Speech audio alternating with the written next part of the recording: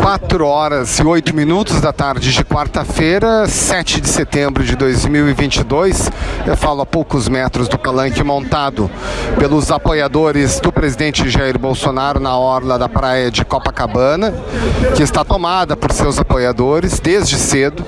O presidente, há poucos minutos, se deslocou do palanque oficial das Forças Armadas e já foi e está perto de fazer o seu pronunciamento no carro de som patrocinado pelo pastor Silas Malafaia.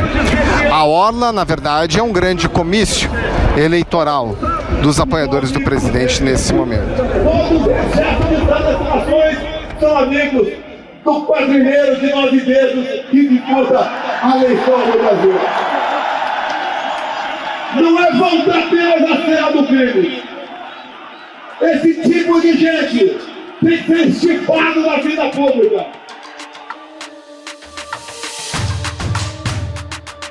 De comemoração do bicentenário da independência, o 7 de setembro teve muito pouco, ou quase nada. O que se viu e ouviu, especialmente na orla de Copacabana, foi a massa de apoiadores do presidente, embalada pela Esquadrilha da Fumaça.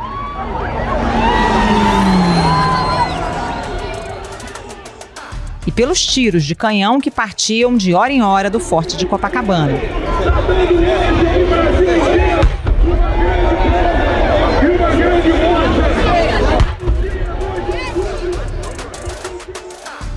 A orla não foi tomada apenas pelos eleitores do presidente. Candidatos do campo bolsonarista, deputado federal e estadual, se revezaram em carros de som.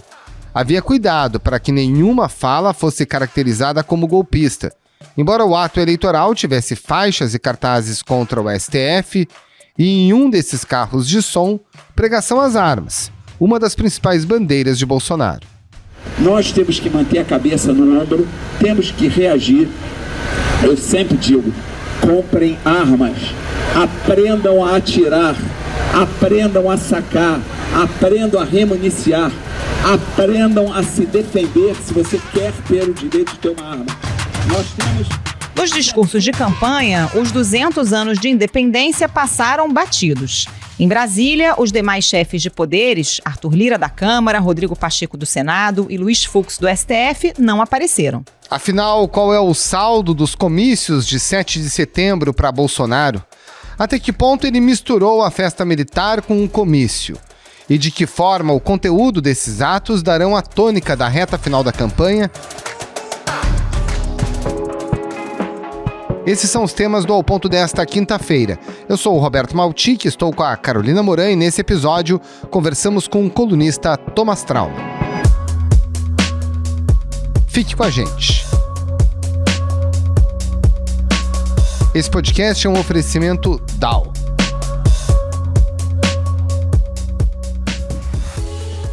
Thomas Trauman, antes de mais nada, né? 200 anos de independência e 100% comício, né? Concorda que foi assim e o presidente Bolsonaro poderia se valer como se valeu da Esquadrilha da Fumaça, dos paraquedistas da FAB, dos tiros de canhão no Forte de Copacabana para animar a militância, como de fato aconteceu?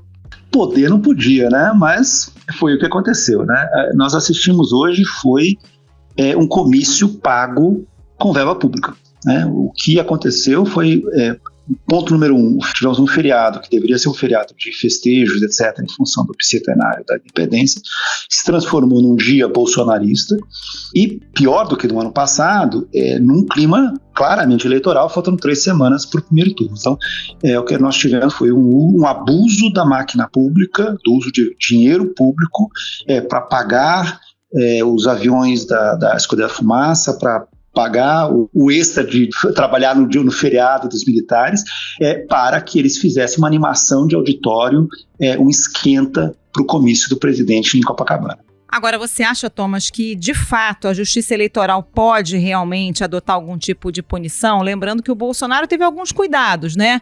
Ele, por exemplo, tinha o palanque oficial e um palanque para o ato de campanha. No Rio de Janeiro subiu num trio elétrico. Ele evitou questionar diretamente a lisura das urnas eletrônicas, por exemplo. No ano passado, ele chamou o ministro do Supremo de canalha. Esse ano ficou no campo das indiretas.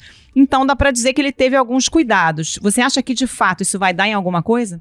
Então, o que você acha que vai ser aprovado mais rápido? A reforma administrativa ou a punição ao Bolsonaro pelo abuso que ele teve hoje? É lógico que os partidos de oposição vão entrar com alguma ação. Agora, ninguém acha que a Justiça Eleitoral vai ter coragem de realmente tomar alguma medida real contra o presidente, até exatamente por isso, porque teve alguns pequenos cuidados, quase um verniz, né, de legalidade para ele atravessar alguns metros saindo do Forte Copacabana para ir até o trio elétrico quando ele fez o discurso. Mas, enfim, é um cuidado que ele teve que vai evitar que ele seja punido.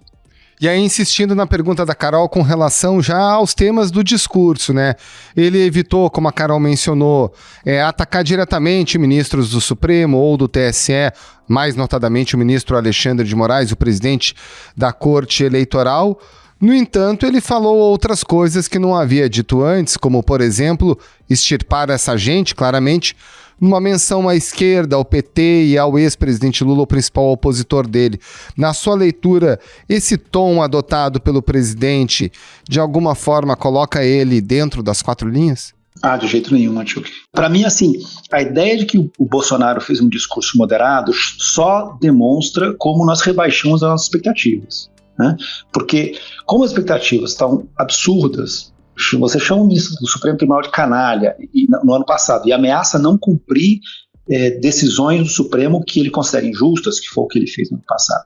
Então, qualquer coisa a partir daí você passa a falar, não, então ele moderou o discurso. Não, moderou caramba, entendeu? Porque assim, o que ele fez hoje foi incentivar a violência a um adversário político como se fosse um inimigo. Extirpar não é uma palavra normal. Então, assim, o que o presidente hoje fez foi grave. Porém, diante do histórico dele, a gente olha e fala, não foi tão ruim assim. Mas eu acho que só mostra um pouco como nós rebaixamos nossas expectativas sobre o discurso do presidente.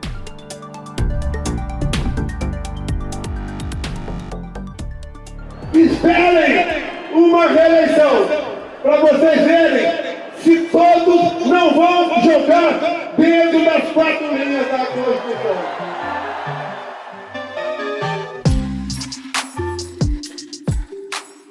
Vamos falar um pouquinho das bravatas de teor golpista, né?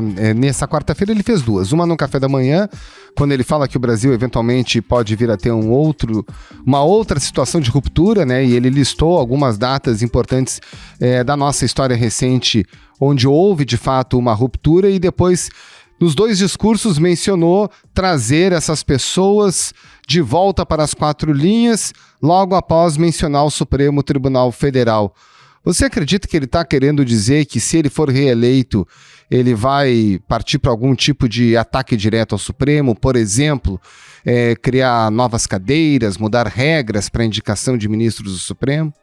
Eu acho que, assim, para mim está muito claro, eu acho que todo mundo em Brasília dá isso de barato, que se o Bolsonaro for reeleito, é um cheque em branco a uma série de coisas para um segundo governo Bolsonaro. Tanto que você vê, a gente não discute nenhuma proposta do Bolsonaro.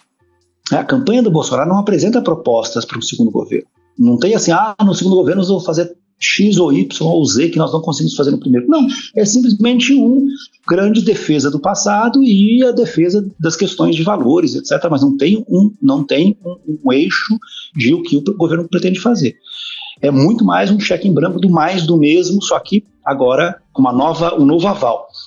E todo mundo dentro da equipe do Bolsonaro, Congresso e tal, dá de barato que, se reeleito, o Bolsonaro vai aumentar o número de ministros do Supremo de 11 para 15. Se ele for reeleito, ele com certeza já tem uma maioria da Câmara para aprovar isso, mas ele cria uma outra circunstância política, e ele daí teria mais 4 ministros para indicar de cara, mais 2 no ano que vem, porque o Ricardo Lewandowski e a Rosa Weber se aposentam, já teria 6, ele já tem 2, já faz a maioria. Né? Então você teria uma nova configuração política num segundo governo em que o Bolsonaro teria maioria no Supremo. A ideia seria a Câmara já está dominada e o Senado, daí a lógica, a grande disputa seria ele tentar eleger a ex-ministra Tereza Cristina, que agora é candidata a senadora do Mato Grosso do Sul, e tá favorita lá, como presidente do Senado. Esse é o desenho, pelo menos, que os bolsonaristas dão para um segundo governo Bolsonaro.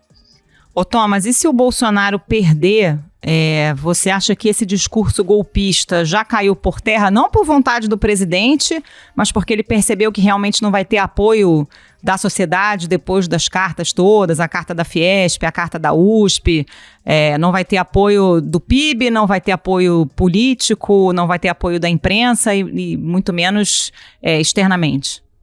Então, Carol, eu não sei, sabe?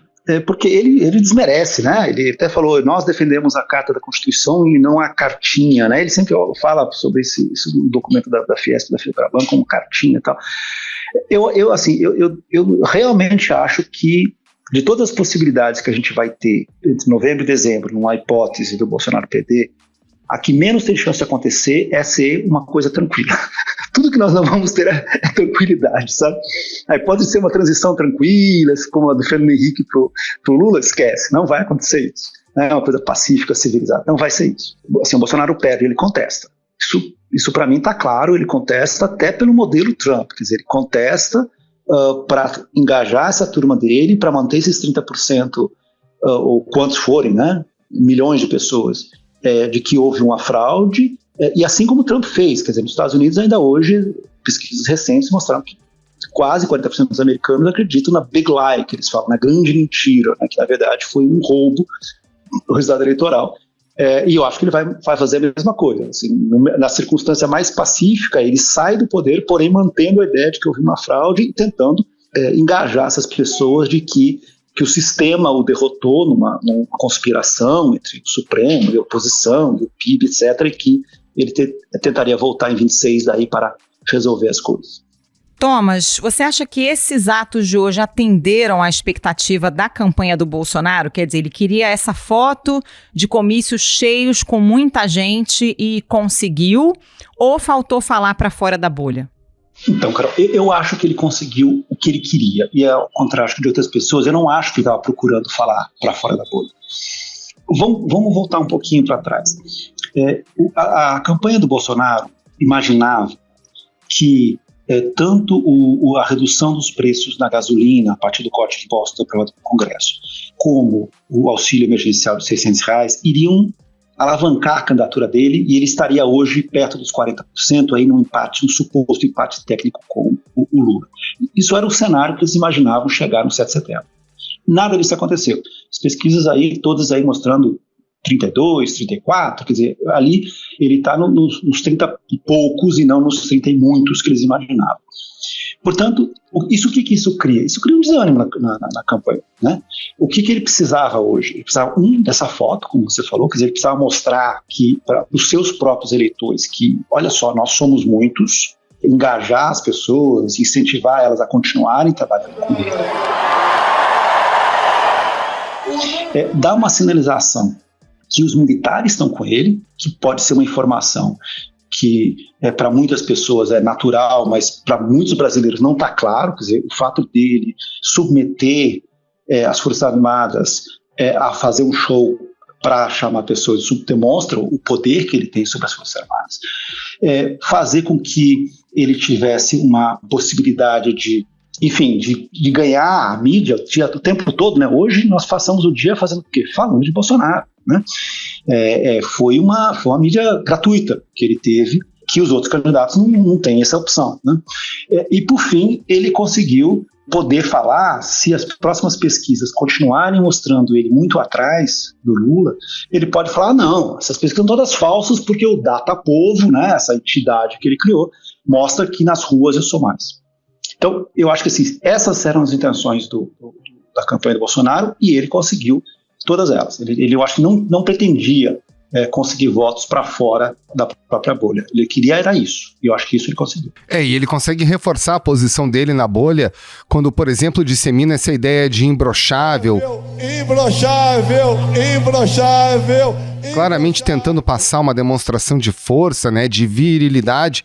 Aí ele fala sobre isso em Brasília pela manhã, tarde em Copacabana, que a gente pôde acompanhar de perto. Bandeiras, cartazes, camisetas falando do imbrochável e tudo mais, né? É uma coisa interessante, né? Porque eu acho que a gente teve uma mudança aí na campanha do presidente Bolsonaro a partir de segunda-feira. Até a semana passada, a campanha na TV E a campanha, no geral, ela estava falando do governo. O governo fez isso, o governo fez aquilo, fez a transposição, fez a obra X, colocou o auxílio, quer dizer, era uma grande apresentação de governo, aquela campanha meio que típica de candidato à reeleição. A partir da segunda-feira, vira uma chave. E essa chave ele passa a atacar diretamente o ex-presidente Lula, chama o Lula de ladrão e passa a investir no antipetismo. E junto com isso, vem isso que você falou, Mantil, que é a ideia de ele volta a ser o Bolsonaro. Né, ele volta a ser esse sujeito que, como ele mesmo disse no discurso de hoje, fala palavrão, porém é honesto. Quer dizer, seja, essa coisa do autêntico, do cara que fala desse jeito mesmo, é bronco, porém ele é igual a qualquer pessoa na rua. Ele volta a ser o personagem da eleição. Eu acho que tem uma mudança aí, e eu acho que tanto o programa de TV de segunda como esse comício de hoje, eles marcam esse Bolsonaro que tenta aí, chegar melhor entre o primeiro e o segundo turno. E agora com as fotos, aquelas que a Carol lembrou, ele vai usar e abusar dessas imagens, fotos, durante seus programas de TV, né? Lá isso é importante, assim, porque por mais que você fala, lógico, as pessoas não votam porque alguém está no comício, etc., mas isso demonstra uma popularidade, especialmente em lugares onde o Bolsonaro está muito abaixo das expectativas. Se a gente for pensar, a gente pega o último IPEC na região sul e na região centro-oeste, ele ainda está perdendo, que são duas regiões onde o agro é muito forte, se você a região do agro, o agro é mais forte, é o motor econômico, e onde o Bolsonaro ainda está, ou no centro-oeste, em parte técnica com Lula, mas no sul perdendo, onde ele precisa demonstrar que ele tem força. Né? Então, mostrar que ele tem força também cria um pouco das pessoas em outros lugares, vamos dizer na expressão, sair do armário, se assumir bolsonaristas e irem fazer campanha, coisa que ele está precisando, especialmente no sul e centro-oeste, onde todo mundo, inclusive a turma do PT, imaginava que o Bolsonaro ia ganhar fácil. Agora, Thomas, a principal pedra no sapato do Bolsonaro é esse mau desempenho entre as mulheres, que são a maioria do eleitorado, e aí, independentemente de região, de renda, enfim, as mulheres são a maioria do eleitorado e o Bolsonaro vai muito mal e não está conseguindo desatar esse nó, né? Nesse discurso do 7 de setembro, ele faz aquela comparação machista entre as primeiras damas, diz que o homem tem que se casar com uma princesa. E eu tenho falado para os homens solteiros, para os solteiros que estão cansados de serem felizes: procure uma mulher, uma princesa, se casem com ela, para serem mais felizes ainda. Não é um discurso que vai atrair o eleitorado feminino, né? Então, Carol, o que eu acho é que ele desistiu. Por isso que eu estou falando que virou a chave. Jogou a toalha. Eu acho que ele jogou a toalha sobre os mais pobres. Quer dizer, jogou a toalha no Cid Lover, vai procurar, mas assim, deixou de ser a prioridade da campanha. Mulheres e mais pobres, que eram a prioridade, onde o Lula vai melhor, né? Os dois segmentos onde o Lula tem maior índice de vantagem em relação ao Bolsonaro, ele simplesmente desistiu. Então ele vai voltar para a turma dele, quer dizer, ele volta para os seus eleitores mais típicos, homens de mais de 5 salários mínimos, que são antipetistas, que têm uma memória ruim da época do PT, que tem um senso de que o PT foi extremamente corrupto e que esse governo não é. Portanto, assim, ele volta para o velho Bolsonaro de 18, vamos pensar assim, e menos nesse Bolsonaro mais estratégico, que tentava melhorar a imagem com as mulheres, etc, etc. Eu acho que isso que eu estou falando, que virou a chave ali, e por isso que o imbrochável entrou como mais uma das, né, Bolsonaro é desse jeito, né, como que é o típica frase que quando a gente faz qualis, a gente sempre ouve essa frase, ele é assim mesmo, né, como se fosse uma prova da sua autenticidade, né. E aí vem a pergunta, né, quem ele está procurando agora? Eu acho que ele está procurando os antipetistas. Ele está procurando os antipetistas. A questão toda é que todos os institutos têm classificações distintas para ver qual é o candidato que ela rejeita, né? Então é muito difícil eu fazer essa comparação, mas o fato é, as pessoas, eu acho que a gente tem uma coisa que é importante, que é entender o que é uma eleição de rejeição, né? Tem uma coisa que a Quest faz, que eu acho muito boa, que ela faz duas perguntas. Ela faz a pergunta: Bolsonaro merece segundo mandato? Sim ou não? Uma resposta direta. E aí, na última pesquisa, deu 55 achava que ele não merece o segundo mandato, 42 achava que merece. Mas veja só, 42 é mais do que ele tem hoje. E daí a segunda pergunta é, Lula merece voltar a ser presidente? Daí a resposta era, na última pesquisa, 53 sim e 44 não. Veja, de novo, 44 é mais do que o Bolsonaro tem. Então o Bolsonaro está investindo nisso. Ele está atrás desses 44, está atrás dessas pessoas que rejeitam o Lula e acham que o Lula não merece voltar. É uma aposta de risco? Uma aposta de risco, mas, enfim, ele está aí com 32%, 34% dos votos. É aquela coisa, 15 minutos do segundo tempo, o time está perdendo 2-0. Tira o zagueiro e coloca um atacante. Vai para a porrada. E vai para o antipetismo mais raiz nesse final de campanha. Agora, Thomas, é uma estratégia, como você falou, um pouco arriscada, né? Porque a gente tem também o antibolsonarismo, que é até maior do que o antipetismo. E nessa questão da corrupção, ele vai bater sempre nessa tecla, né, de chamar o Lula de ladrão e tal. Mas recentemente veio à tona aquela história dos imóveis, que eu acho que pegou muito na campanha do Bolsonaro, né? Já se sabia das denúncias de rachadinha, já se sabia de imóveis na família, mas agora, assim, mais concretamente, esse número, né, 51 imóveis comprados com dinheiro vivo, isso pega na campanha, né? Pega, mas ela é interessante porque, no fundo, a campanha do PT tem usado muito pouco ela, né? Ela pega no sentido de que ela realmente espalhou e as pessoas estão sabendo sobre essa denúncia, mas mais por informação jornalística, quer dizer, mais porque o UOL fez essa matéria, todos os jornais repercutiram e avançaram, a Polícia Federal abriu um inquérito contra a ex-mulher do presidente Bolsonaro, enfim, mais por trabalho jornalístico do que realmente por uma campanha clara dos adversários. Então ele por enquanto, ele está falando sozinho, né? Os adversários atacam o Bolsonaro por várias questões, pela pandemia, pelos atentados à democracia, por erros na economia, mas pouco tempo eles gastam atacando o Bolsonaro por uma questão de corrupção. Bom, Thomas, falar um pouco das ausências no desfile cívico-militar em Brasília. Os presidentes do Senado, Rodrigo Pacheco, e do Supremo, Luiz Fux, não compareceram, o que de certa forma é compreensível, até porque ninguém sabia exatamente o que o presidente falaria nos discursos. Porém, o presidente da Câmara, Arthur Lira, talvez o mais importante aliado político de Jair Bolsonaro, também não compareceu. Qual é a sua leitura? Sentiu a panturrilha, né? Sentiu a panturrilha, exatamente, não pode jogar e tal. O Lira é um dos políticos mais hábeis, e aqui não é uma questão de discutir o que ele faz é certo, não. Ele é um político muito hábil que tem no Brasil, e tanto que se tornou tão poderoso, né? Ele aproveitou a fragilidade do Bolsonaro no ano passado, logo depois do 7 de setembro, para conseguir fazer o orçamento secreto e virar basicamente o dono do Congresso. Então, nada que o Lira faz é por acaso. Mas eu queria lembrar, assim, uma coisa o Lira no ano passado também, no 7 de setembro, ele não foi. Ele pegou e falou com o Bolsonaro cedinho, pegou um avião e foi para Maceió. Esse ano fez a mesma coisa, né? Nem falou com o Bolsonaro cedinho. No fundo, o que o Lira faz? Ele não quer aparecer na foto, né? Se acontecer alguma coisa, se der um fracasso, se o Bolsonaro tentar alguma coisa, não tem fotos, não existem evidências do Lira em algum momento em que a democracia está sendo atacada. É muito hábil, né? É inegável que há uma habilidade nisso. Até porque, e aí para mim é a inteligência dessa ausência, numa hipótese, vamos aqui fazer uma especulação. Bolsonaro perde, inicia uma contestação. O apoio do Lira, ainda como presidente da Câmara, mesmo que contra o Bolsonaro, vai ser muito importante, porque a gente sabe que o Supremo, obviamente, vai ficar do lado do TSE, a gente sabe, e basicamente a gente pode dizer que o Senado também vai ficar do lado do TSE. Se ele pega e também fala, não, olha, perdeu, e vida que segue, o vencedor das eleições vai dever alguma coisa ao Lira.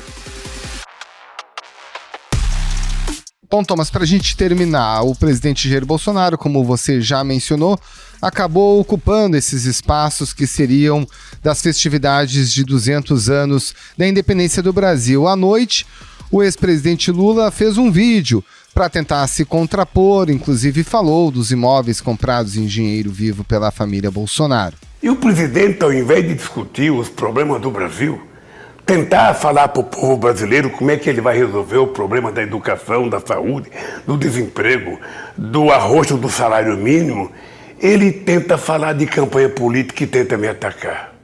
Agora, de toda forma, dá para dizer que o presidente, de fato, acabou levando vantagem sobre os seus opositores com essa ampla exposição ao longo do 7 de setembro?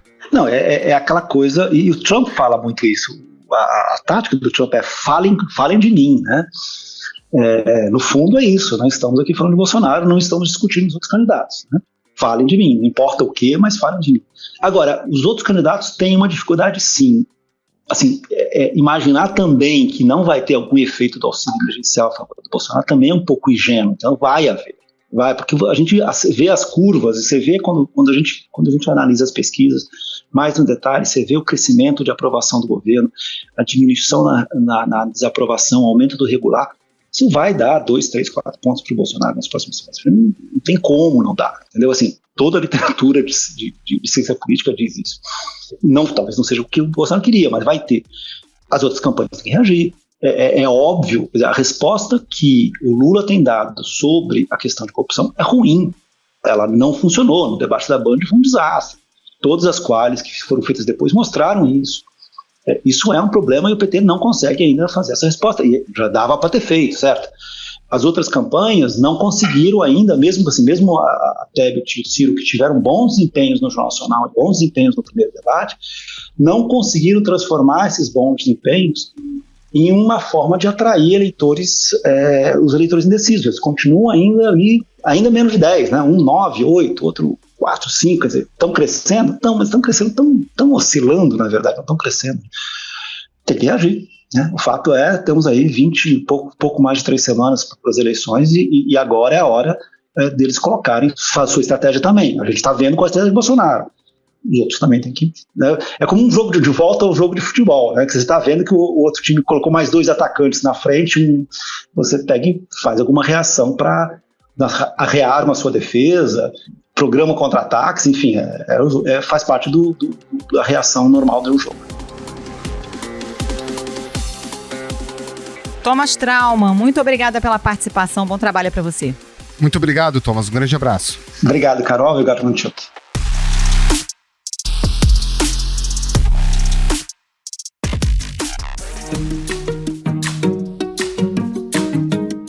Esse foi o Ao Ponto de hoje, o podcast diário da redação do Globo. Nessa conversa, a gente conta com a participação de toda a equipe do jornal, as mesmas pessoas que levam até você informação e análise de qualidade todos os dias. Quer saber mais? Assine o Globo. Acesse assineoglobo.com.br e confira todas as notícias e reportagens especiais. Nesse episódio, além dos áudios da TV Globo e dos áudios que eu captei na praia de Copacabana, a gente utilizou áudios do UOL. A edição é do João Guilherme Lacerda. Tchau. Até mais.